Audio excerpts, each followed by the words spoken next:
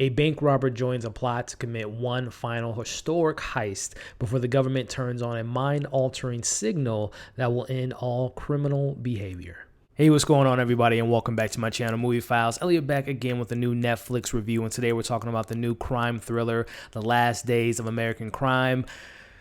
Very interesting film. 2.5 hour film, and we're going to break it all down in this non-spoiler review. Before we dive into it, as you can see on the screen now, make sure you're following me on all my social media accounts. If you're new to this channel, definitely subscribe, hit that bell so you don't miss any of my new content. Make sure you give this video a thumbs up, really helps out the channel, but I also really appreciate it. And if and when you've sat through 2.5 hours of The Last Day of American Crime, let me know what you all thought of it. Did you enjoy it? Did you like the premise? Was there some good performances? Let me know what you all thought about this film. So long story short, guys, yeah, this film, I didn't even know it was coming out today. I saw a couple people talking about it on Twitter and a couple YouTubers I saw on my feed that they were reviewing. I'm like, oh, let me give this a shot. Read the premise.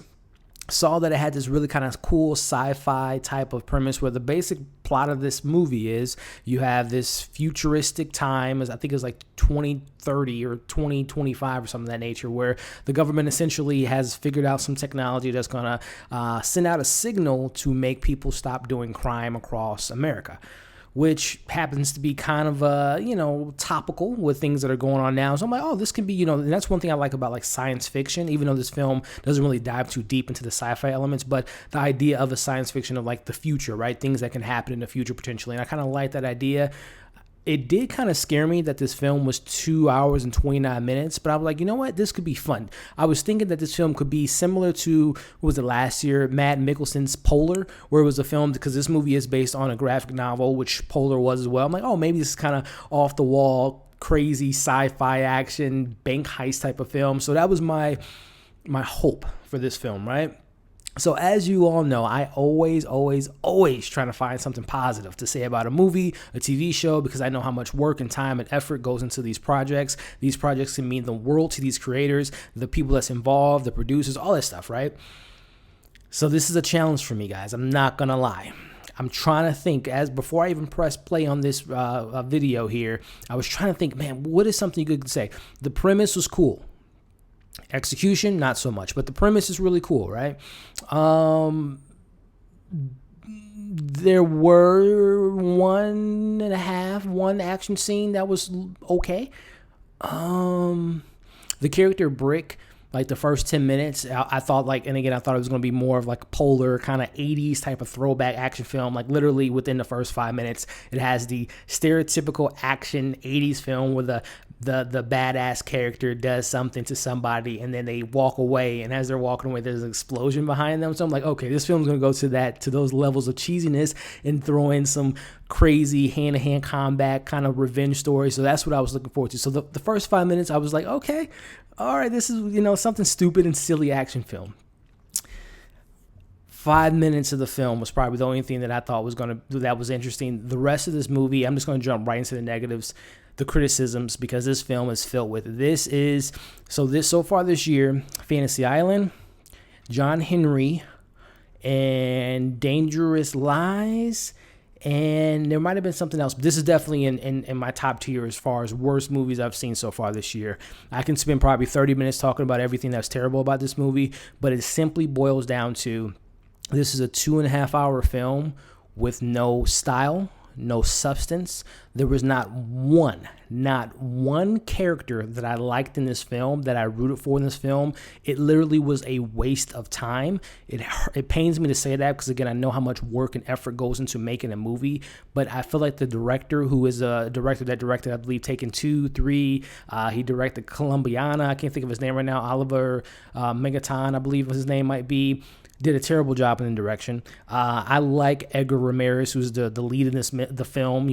Brick. I like that name, right? It just calls for badass action character, right? He's not that. Brick is dull. I don't even remember a memorable line. I don't remember a memorable scene by him. He was just such a wasted. And again, I like Édgar Ramírez, but I don't know what he was channeling, what his motive, like, I don't know what he was trying to go for in this role. It was completely dull, completely flat. His revenge story with his brother just him as the motivational factors for these characters were absolutely horrendous. Anna Brewster, who played Shelby and Brick have like literally 3 sex scenes within the first 20 minutes of this movie that were just so stupid and so out of left field. And then their love story, and I don't want to spoil anything, but you kind of know what's going to happen when they meet each other. The love story, ridiculous.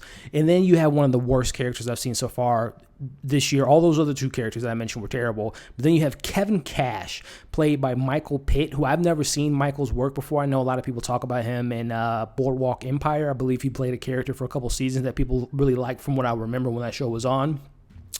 I don't know much about Michael's work, but based on this movie, one of the worst performances I've seen so far this year. Kevin Cash, there's a scene, I want to say it's like an hour into the film, which, by the way, the first hour of this movie is completely pointless. I was really intrigued by the world building because I was like, oh, okay, what is this world? How do we get to this point?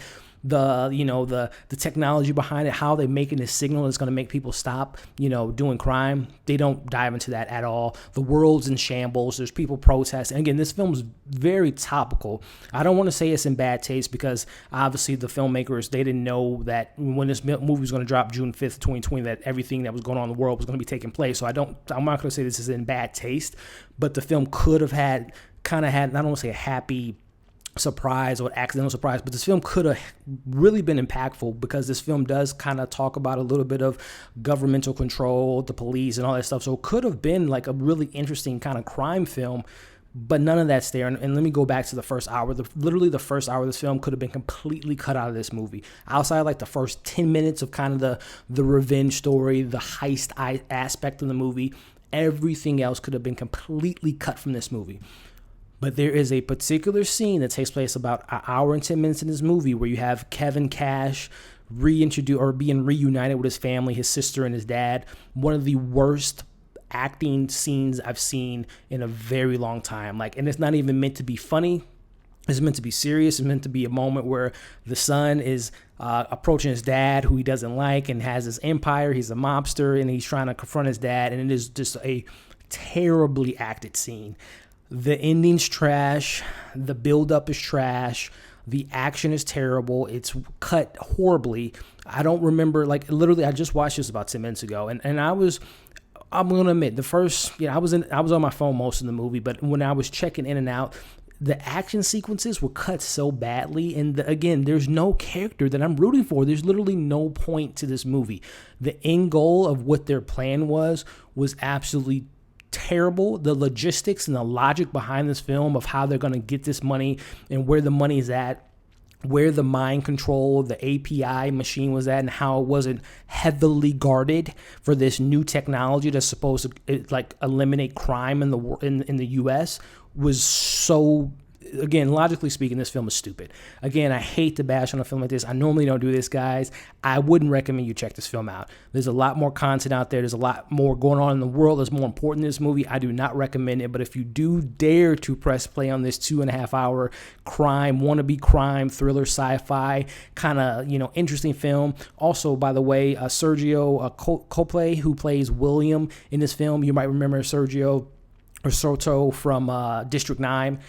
Whoever his agent is, he needs to fire him because he hasn't been in a good movie since District 9. I remember seeing him in Hardcore Henry, and it's just I don't know, him and Neil Blomkamp need to make another movie together because both of their careers are just going all over the place. He's in this movie, no reason why he's in the movie. Again, this is a terrible movie. I'm going to give this film a 1 out of 5. This is the worst film I've seen so far this year. And what makes it even worse than Fantasy Island, Dangerous Lies, John Henry, it's 2.5 hours for no reason. I know it's based on a graphic novel, and I wonder if you've read the graphic novel. Let me know if it's good, because based on this movie, the adaptation of this from book to screen was done horribly. But if you read the graphic novel, if it's worth checking out, let me know. Did it do it justice? Does it give it reason that it's 2.5 hours? Because the graphic novel is so rich. I imagine graphic novel explores the world, gets more character development, gives you a better story. But this movie was trash. Again, 1 out of 5. I do not recommend this movie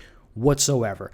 I'm going to go watch 13 Reasons Why and give you guys my review on that by the end of this weekend. Check out my review I did for Shirley. I'm going to be on some fundraiser streams this weekend in support for Black Lives Matter. Terrible terrible movie, guys. But as always, that's just my opinion. You might love it. You might like the lack of character development, the stupid story, the terrible runtime, and the pacing. If you like that, kudos to you, my friend, but it was not for me. Like, share, comment, subscribe, hit that bell so you don't miss any of my new content. Make sure you keep an eye out for the content I got coming up pretty soon. What a terrible movie. Thank you all for watching. Stay safe out there. We'll see you soon.